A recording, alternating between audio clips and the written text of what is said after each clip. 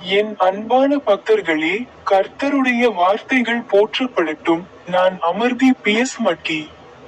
உங்கள் அனைவருக்கும் அன்பான வாழ்த்துக்கள். இன்று மார்ச் மாதம் 16ஆம் நாள்.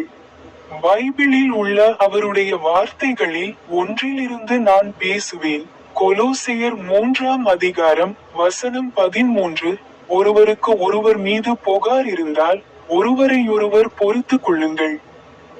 ஒருவருக்கொருவர் மன்னியுங்கள். கர்த்தர் உங்களை மன்னித்தது போல நீங்களும் மன்னிக்க வேண்டும். உங்கள் அனைவருக்கும் அன்பான வாழ்த்துக்கள். எனது யூடியூப் சேனலில் உள்ள ஸ்வைப் பொத்தானை கிளிக் செய்ய மறக்காதீர்கள்.